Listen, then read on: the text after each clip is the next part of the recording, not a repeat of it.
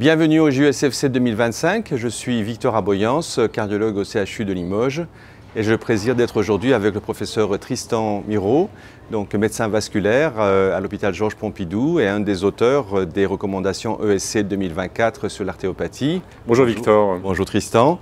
Donc sur ces recommandations ESC, on va se focaliser sur l'artériopathie membre inférieur plus spécifiquement. Quoi de neuf en particulier? Déjà, si on peut commencer par les aspects diagnostiques, est-ce qu'il y a du nouveau?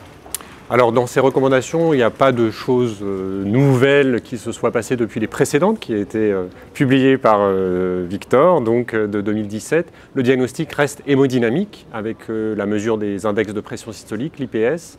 Et après, il est juste rappelé effectivement que dans les zones où on a des mesures avec un IPS au-dessus de 1,40, chez les diabétiques par exemple, les insuffisants rénaux, on va s'intéresser à la pression du gros orteil et l'index de pression du gros orteil. Puis après, c'est l'échographie Doppler artérielle des membres inférieurs qui fait le bilan des lésions artériopathie une fois qu'on a fait le diagnostic. Donc on fait le rapport de pression orteil-bras et c'est les mêmes normes que Alors sur les c'est pas chevilles. inférieur à 0,9, c'est inférieur à 0,7 pour la pression, l'index de pression du gros orteil. D'accord. Il faut un petit matériel spécial qui prend la pression au niveau de l'orteil et après on fait la pression brachiale au dénominateur. D'accord, donc bon, j'imagine qu'on a bien souligné que c'était des patients qui sont très à risque.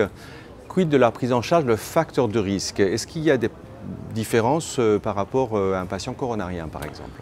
Finalement, peu, puisque c'est l'athérosclérose, la cause de l'artériopathie des membres inférieurs. Donc, ils sont probablement plus consommateurs de tabac. Donc, le sevrage du tabac est un point extrêmement important dans le contrôle.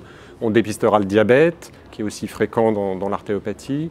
Et puis, au niveau du LDL cholestérol, il y a une statine pour tous les patients chez qui on diagnostique une artériopathie des membres inférieurs. On prendra une statine de forte intensité, puisqu'on vise la réduction de 50% du LDL cholestérol et la même cible finalement que chez le coronarien. Si on n'y arrive pas, statine ézetimibe, la place des anti-PCSK9, l'évolucumab a sa place dans l'artériopathie spécifiquement. Et donc concernant la tension artérielle, parce qu'on avait une notion ancienne de ne pas trop faire baisser la tension de ces patients. Non, alors ça, il n'y a vraiment pas d'alerte du tout. C'est la sécurité de mettre les mêmes cibles de pression artérielle. Donc on vise 120 mm de mercure de pression systolique, 70 de pression diastolique. On utilise toujours dans l'arsenal thérapeutique un IEC ou un ARA2. Et puis ce qui a été mis par rapport aux précédentes recommandations, effectivement, c'est qu'on peut utiliser chez l'artériopathe, même sans hypertension, un IEC, un ARA2 en prévention des événements cardiovasculaires. Alors si on passe maintenant au claudicant, quelle est la prise en charge moderne en 2024 ou 2025 sur cette prise en charge des patients qui ont une claudication intermittente? Alors, la gestion des facteurs de risque, on vient d'en parler. Les traitements à introduire, on en a un peu parlé, effectivement. Donc un simple antiplaquettaire suffit. Et puis surtout la place majeure de la réadaptation supervisée à la marche. Donc c'est des patients qui ont une limitation à la marche. C'est clairement recommandé pour le bénéfice tant cardiovasculaire global que pour l'augmentation de la marche, de faire une réadaptation supervisée dans des centres. Alors il y a des centres de cardiologie qui font de la réadaptation cardiaque, qui font aussi de la réadaptation vasculaire. Puis il y a des centres dédiés de réadaptation vasculaire où dans ces deux modalités, la marche doit être au centre de la réadaptation et puis l'éducation thérapeutique du patient, puisqu'on sait très bien que c'est difficile d'atteindre ces équilibres de facteurs de risque. Bien sûr. Donc c'est le même modèle que la réadaptation cardiaque, sauf qu'on fait du tapis roulant plutôt que du vélo, bien sûr. Et ça peut se faire en ambulatoire ou c'est des patients hospitalisés, c'est les mêmes modalités ou... Du coup, ce qui est recommandé, clairement des recommandations 1A, c'est la supervision de la réadaptation, comme les centres de réadaptation cardiaque. Après, évidemment, on peut toujours adapter si c'est impossible parce qu'il n'y a pas de centre proche du patient ou parce qu'il travaille toujours, de faire de la réadaptation à la maison, c'est moins bien. Mais évidemment, plus on favorise la marche, mieux il se comportera dans le futur.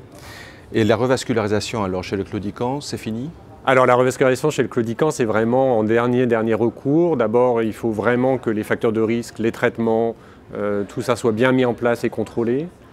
Que la réadaptation ait lieu au moins 3 mois, voire 6 mois au mieux, et puis adresser à ce moment-là le patient dans une équipe multidisciplinaire qui verra s'il y a ou pas une indication, une revascularisation. C'est vraiment en tout dernier recours et dans des situations bien particulières, de plus en plus rares.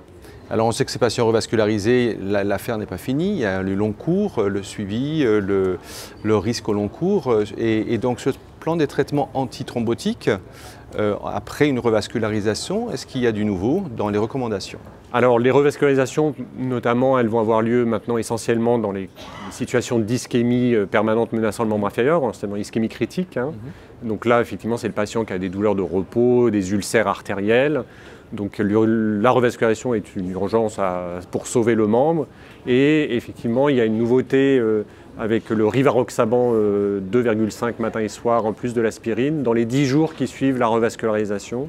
Chez ces patients qui sont à haut risque de complications des membres inférieurs et à haut risque d'événements coronariens notamment et d'AVC. Et donc c'est l'indication et le remboursement en France désormais disponible. Dans les 10 jours, c'est-à-dire qu'il faut juste prescrire pendant les 10 jours qui suivent l'opération? L'introduire dans les 10 jours. Dans le post-revascularisation et ensuite c'est maintenu au long cours. Très bien, donc si je comprends bien quand même par rapport à l'ensemble des prises en charge, notamment chez le patient claudiquant, finalement le claudiquant c'est un peu comme le coronarien stable en cardiologie où l'essentiel c'est la prévention, la pharmacologie et la réadaptation. On peut faire ce parallèle? Exactement, je pense que c'est un très bon message à garder en tête, c'est-à-dire que les revascularisations finalement sont reléguées maintenant bien après toute la prise en charge globale du patient. Tristan, merci beaucoup. Merci Victor. Et bon congrès.